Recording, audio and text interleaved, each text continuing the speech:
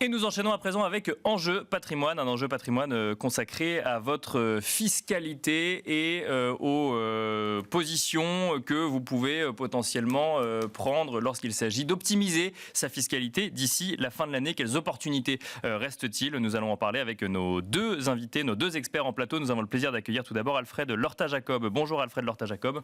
Bonjour Nicolas. Vous êtes avocat fiscaliste et à vos côtés, nous avons le plaisir d'accueillir Antoine Tranchimant. Bonjour Antoine Tranchimant. Bonjour Nicolas. Vous êtes associé chez Cara Capital. Alors on va commencer avec vous, Alfred Lorta-Jacob, avocat fiscaliste. La fiscalité, donc c'est votre sujet. Il nous reste à peu près un mois d'ici la fin de l'année. Qu'est-ce qu'on peut faire dans une période comme celle-là? Est-ce que c'est trop tard déjà pour optimiser sa fiscalité ou est-ce qu'il reste des opportunités dans un contexte un petit peu particulier quand même en cette fin d'année 2024? Exactement. En fait, on ne sait pas à quoi peut ressembler la fiscalité de manière définitive. Alors, il y a des opportunités de défiscalisation qui sont tardives si on s'y prend maintenant. C'est principalement ce qui concerne les investissements immobiliers. Ça, c'est un peu tard parce qu'il reste 3 semaines avant la fin de l'année et on n'a pas le temps d'y réfléchir, on n'a pas le temps, la signature des actes est tardive.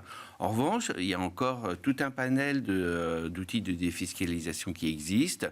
On peut penser par exemple aux dons à des associations qui permettent quand même d'avoir des réductions d'impôts assez significatives. En plus, le plafond, il a 20% du revenu, qui est assez élevé. Je rappelle qu'une réduction d'impôt 66%, donc assez attractif. Et puis ça permet d'orienter un peu, je dirais, son investissement vers des causes qui sont intéressantes, qui nous intéressent, qui intéressent le contribuable. C'est intéressant parce que le don, alors il y a d'autres choses, d'autres stratégies, Antoine Tranchimant nous en parlera également, mais j'ai l'impression que le don, c'est un peu au-delà de la volonté effective de vouloir faire une bonne action en lien avec ses valeurs, c'est un peu l'objet de défiscalisation de la dernière ligne droite, celui auquel on pense jusqu'au 31 décembre. Quoi. Oui, c'est exactement ça. C'est vraiment celui de la dernière ligne droite.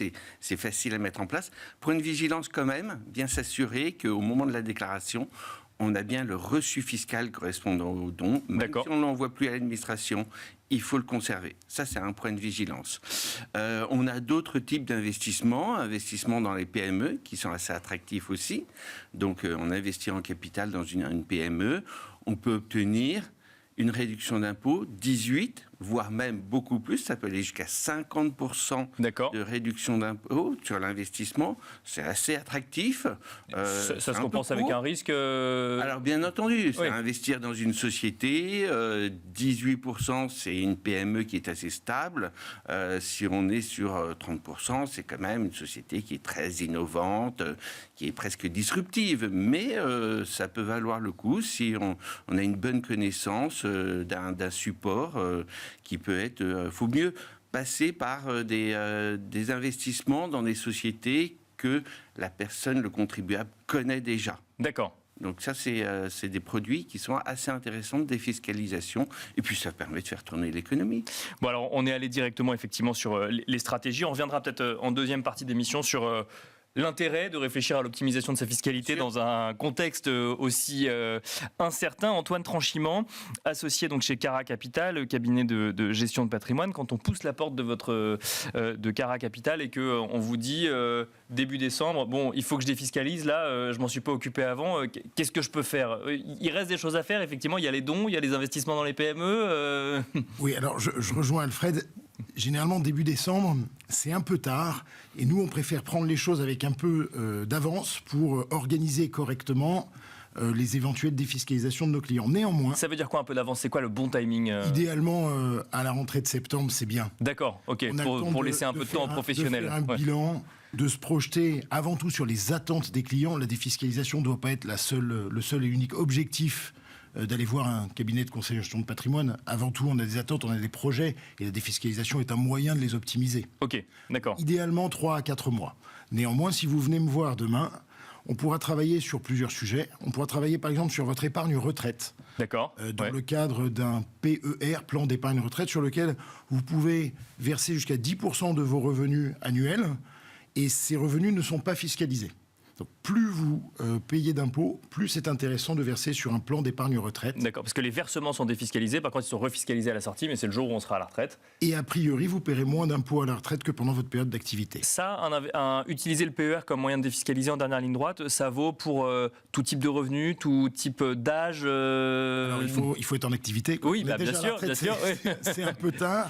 Oui, alors le sujet, c'est que l'argent est bloqué pendant une période longue, c'est-à-dire jusqu'à l'âge de la retraite. Donc certains vont peut-être penser qu'à 30 ans, c'est un peu jeune. Nous, on pense qu'à partir de 35-40 ans, c'est intéressant, d'autant que c'est aussi un outil de protection de la famille bien en sûr. cas de décès. Donc, faire des versements sur son PER, si on a un PER, ouvrir un PER là, dans les 3 semaines, c'est tout à fait faisable. C'est tout à fait faisable. Donc ça, c'est effectivement un moyen de défiscaliser. Est-ce qu'il y a d'autres choses comme ça qu'on peut mettre en place assez rapidement ?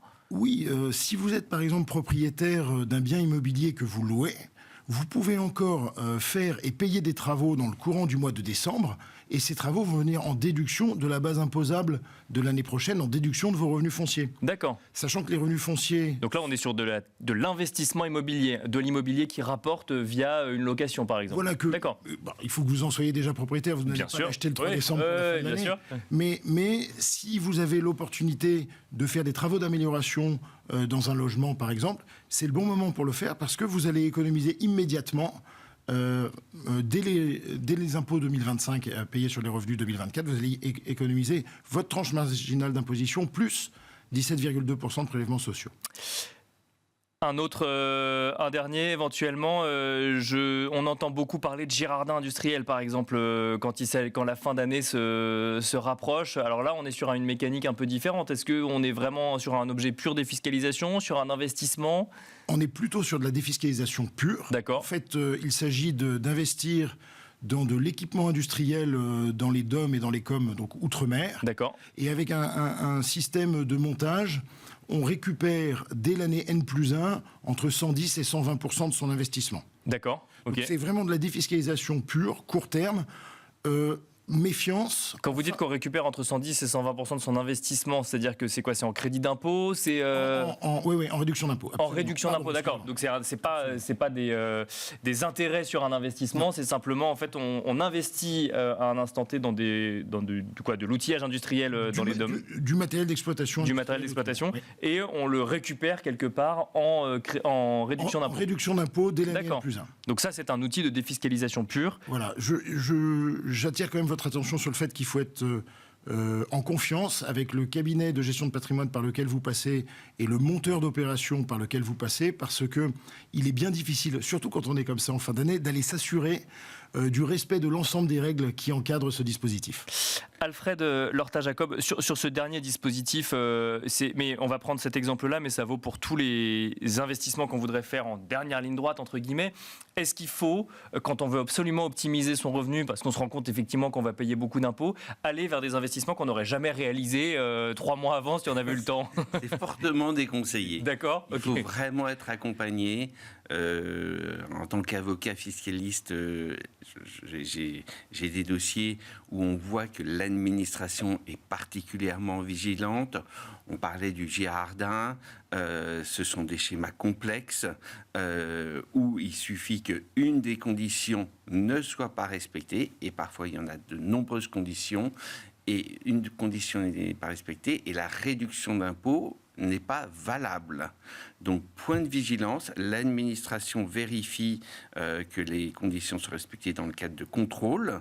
Et là, il faut être très bien accompagné parce que on voit certaines officines, certains investissements qui sont totalement remis en cause 3 années après l'investissement. Et là, ça peut coûter très cher aux contribuables parce que c'est un rattrapage d'impôt sur le revenu, plus des intérêts de retard, etc., plus un temps de conseils à consacrer.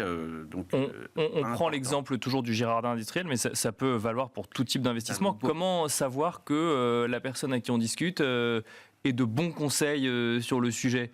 Sur un investissement qu'on découvre quand on est investisseur, par exemple. Sur un investissement, c'est vraiment la documentation qui est produite. D'accord. Vérifier que la documentation qui est proposée est valable. Vérifier que l'investissement existe, parce qu'il y a des arnaques aussi, concrètement.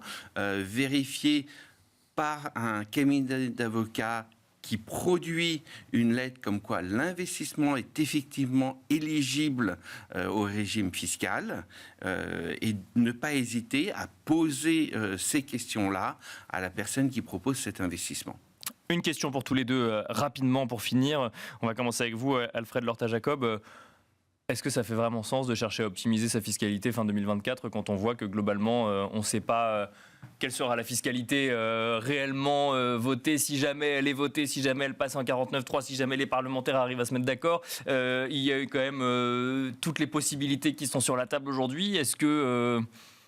on arrive à faire des choix quand même en tant que Oui, particulier. on arrive quand même à faire des choix quand même de vigilance, mais on arrive toujours à faire des choix. Il se peut que la loi de finances ne soit pas votée au 31 décembre, donc on gardera le régime actuel, il n'y aura pas de modification. Après, je suis d'accord avec vous, on est dans une incertitude politique et donc une incertitude fiscale qui est vraiment totale, puisqu'on a une loi de finances qui existe, mais qui est ballottée par les flots politiques, et donc il y a des possibilités de fortes modifications. Mais autant 2024 est à risque, mais 2025 le sera plus encore, parce que là, le gouvernement qui va arriver, est-ce que ce sera le même ou pas? Et c'est un vrai sujet. Est-ce que le futur gouvernement ou le gouvernement actuel va encore durcir la loi de finances pour 2025? Ça, on a déjà la réponse. Antoine Tranchimant, même question. Comment accompagner ses clients, comment conseiller ses clients dans un contexte aussi incertain et avec la possibilité que tout change ou que rien ne change à court terme? Alors, d'abord, c'est pas la première fois qu'on connaît des crises et de possibles modifications fiscales importantes. Je vous rejoins en disant qu'il est très difficile de se projeter à 2025 et on est à peu près certain que 2025 sera pire que 2024. Une manière d'accompagner nos clients... Une belle manière de finir l'émission, ça. Je suis désolé, je n'ai pas mieux à vous dire. Fiscalement, vous voulez dire? Oui, fiscalement, mais exclusivement fiscalement. Non, il y a un truc dont on est à peu près certain, c'est que par exemple, la flat tax devrait soit disparaître, soit augmenter. D'accord. Et une des recommandations que nous faisons à nos clients, c'est d'en profiter tant que possible. Versez-vous des dividendes. Versez-vous des dividendes. Et si vous avez des dividendes en réserve, versez-les-vous d'ici la fin de l'année. Il n'est pas exclu que la loi de finances soit rétroactive, mais ce n'est pas certain non plus. Ce qui est pris n'est plus à prendre. Voilà notre conseil aujourd'hui.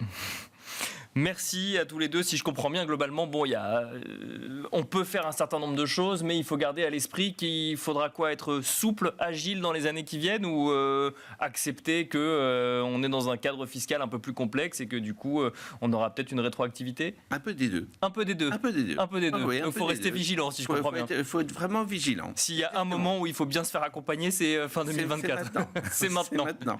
Merci Alfred Lorta-Jacob, avocat fiscaliste. Merci également Antoine Tranchimant, associé chez Cara Capital. Merci à vous également et on se retrouve tout de suite dans l'œil de l'expert.